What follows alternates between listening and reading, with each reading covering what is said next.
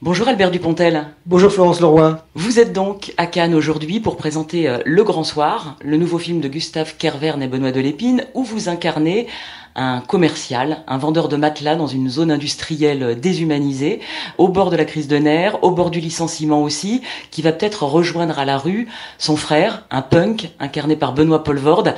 Autant dire qu'en tant que spectateur, ça attise la curiosité.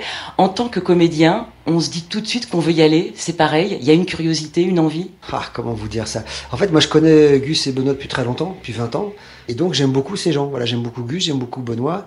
Ce qui les intéresse dans le monde environnant, c'est souvent des choses qui m'intéressent aussi. Ils en parlent différemment, mais c'est déjà un pot de l'intérêt commun. Donc voilà, comme j'ai fait déjà des caméos dans Avida et dans Louise Michel, ça me paraissait naturel de venir chez eux. Et j'avais dit oui, sans même lire quoi que ce soit. Il m'avait dit on voudrait faire un film avec toi et Benoît. J'ai dit il n'y a aucun problème, je vous suivrai. Ce qui vous intéresse et qui les intéresse aussi, vous dites, c'est par exemple ce qu'il y avait chez vous dans un film comme Enfermé dehors, avec ce SDF qui comme ça se mettait à faire la police et à régler ses comptes. C'est quelque chose d'un peu punk comme ça dans la façon de regarder l'état social du pays. On n'a pas besoin d'être punk pour regarder ce qui se passe autour. C'est une manière. Le punk, c'est un mouvement contestataire. Alors peut-être que la punk génération, c'est notre génération. C'est pour ça qu'il y a eu ce côté vieux punk. Mais c'est juste le regard qui est un regard assez franc, assez large, assez ouvert, assez objectif. Et donc, ils voient ce qui va pas, ce qui est franchement pas très dur de voir ce qui va pas. Et après, ils traitent le sujet comme eux le traitent. Je trouve que Gus et Benoît, depuis quelques films, quelques images suffisent à reconnaître un film de Gus et de Benoît. C'est quand même le meilleur compliment qu'on puisse leur faire, quoi. Ils regardent, vous le disiez, l'état du monde, l'état de la société.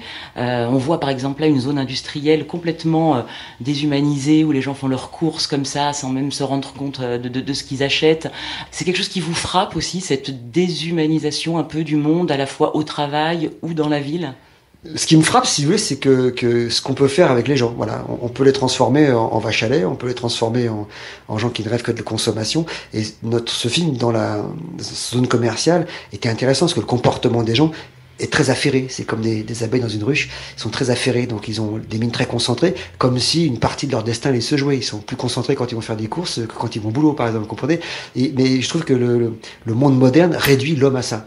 Dis-moi ce que tu consommes, je te dirai ce que tu serais. Plus tu consommes, plus tu seras heureux. Ce qui, bien évidemment, est une erreur. Donc, c'est ce que racontent très justement Gus et Benoît. Mais le fait que nous, on soit sur le parking de zone commerciale pendant pratiquement 5 semaines, eh ben, on a vu ça de près. On est des consommateurs aussi. Depuis longtemps, moi, j'ai un fond de culpabilité quand j'achète quelque chose. Je me sens exploité, je me sens pigeonné, je me sens...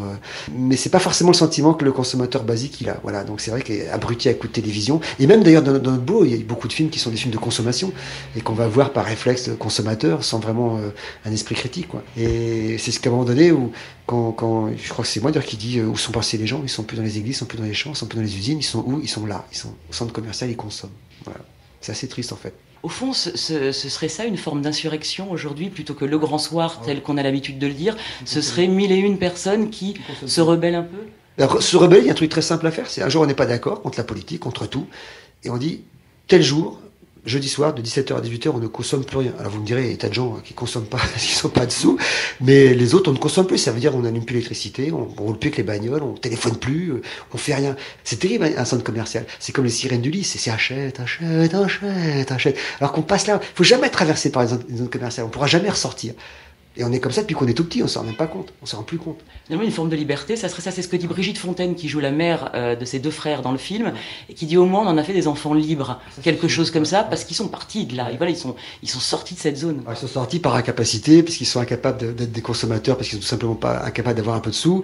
Donc effectivement, elle a dit à un moment donné, elle dit vous n'avez jamais été très mûr, alors on n'a jamais osé vous le dire. C'est vraiment une grande dame, Brigitte Fontaine. Et donc voilà, ouais, la force des choses font que celui qui voulait s'insérer, qui est largement crétin, en l'occurrence mon personnage, va se retrouver dans la rue, il va être beaucoup plus lucide dans la rue avec sa quête de punk que quand il cherchait à plaire à monsieur je sais plus qui dans sa literie, quoi. Voilà. Comment vous décririez le style Kervern et Delépine? Là, on est quoi, dans un western social, dans un film punk social? Impressionnisme social, parce qu'il procède par petites touches. L'histoire est complètement éclatée et il y a des petites touches qui vous ramènent complètement dans le récit. Ils prennent des temps incroyables. Il y a une scène d'improvisation au début avec Poelvoorde. On se demandait quand est-ce qu'ils allaient couper. Vous voyez, Poelvoorde et moi de temps en temps on essayait de préparer nos gags, de répliquer tout. Plus on préparait, moins ils étaient contents. Plus on se plantait, plus ils trouvaient ça formidable. C'est étonnant, hein. Et ils cherchent une forme de maladresse sincère. Aujourd'hui à Cannes, il y a aussi en compétition on va dire un vieux monsieur du cinéma social qui s'appelle Ken Loach, le Britannique Ken Loach qui vient présenter La Part des anges. Au fond, des gens comme Kervern de Lépine, comme vous êtes aussi des héritiers de ces gens-là, même s'ils sont dans une veine plus réaliste. C'est nécessaire, cette comédie sociale. Moi, j'aime beaucoup Loach, hein. J'avais vu plusieurs films de lui, de Riff Raff à Lady Bird, en passant par d'autres. Lui, il appartient à une génération, Ken Loach, où le combat social avait plus de sens que pour nous. Et encore plus de sens que pour les générations actuelles. Aujourd'hui, c'est vrai que droite-gauche, je vais peut-être faire bondir les gens, mais pour moi, ça ne veut plus rien dire, parce que les vilains, les méchants, les vilains de l'Est et les bons de l'Ouest, ça n'existe plus, ce qui est pas plus mal, même si ce ne sont que des mots. Les démocraties restent un mot très relatif, notamment en Russie. Mais donc, la virulence politique d'une génération de Ken Loach, elle est totalement cohérente. Nous, c'est un peu plus faible, mais il y a malgré tout une conscience. Les générations qui viennent, il n'y en a pratiquement plus. C'est le grand échec de 68, quand même, parce que tous ces gens, il y a 50 ans qui ont dit, ou 40 ans, on prend le pouvoir, on va changer le monde, parce qu'ils avaient peur de la société de consommation qui était une vraie peur. À la fin, ils ont complètement adhéré à ça. Mais le cinéma social a toujours sa place. Est-ce que ça veut dire qu'il faut qu'il ait une nouvelle forme, comme ce que vous proposez avec Gus et Benoît, avec sans prétention aucune, mais mes petits films sont des petits, enfin je sais pas, ce que Gus Benoît font et puis ce que j'essaie de faire aussi, c'est de faire rire avec ça. Il y a pas grand chose à faire pour forcer le trait. Vous voyez, le grand soir, c'est pas grand chose à faire finalement. C'est juste un petit décalage, c'est pas énorme. Quelque part, il sauve l'individu. Il sauve l'individu de son ridicule et de sa détresse. Ils lui font toucher le fond pour lui dire, regarde, t'as froid, t'as faim, mais t'es libre. Tu peux aboyer maintenant. Et il faut mieux rire le spectateur. Pourquoi? Oui, parce qu'on rit toujours mieux des choses dramatiques. J'ai toujours adoré Chaplin, parce que Chaplin me fait peur. The Kid, c'est pathétique, c'est effrayant quand j'étais petit, et en même temps, c'est drôle. Quand le drame passe pas loin, le rire est très libérateur. Il exorcise l'angoisse. Molière, c'était ça, hein. Je prends des caricatures dramatiques, épouvantables, et je m'amuse avec ça. Shakespeare aussi. Et je pense que quand on s'est réussi, ce qui n'est pas toujours le cas, c'est clair, mais quand c'est réussi, les gens, quelque part, vous en sont gré. Ils vous remercient d'avoir évoqué des peurs très fortes et d'être arrivé à vous faire rire avec ça. Parce que quelque part, on a gagné. C'est le grand truc des Monty Python, le sens de la vie. La religion est terrifiante. Ils en parlent très bien. C'était fait en 79, quand même. Ils en parlent très bien. Et on en rit. On en rit de ce fanatisme, de ce fascisme religieux. On en rit. Alors que regardez aujourd'hui, c'est quand même super flippant. Qui oserait déconner comme ça sur la religion? Vous voyez?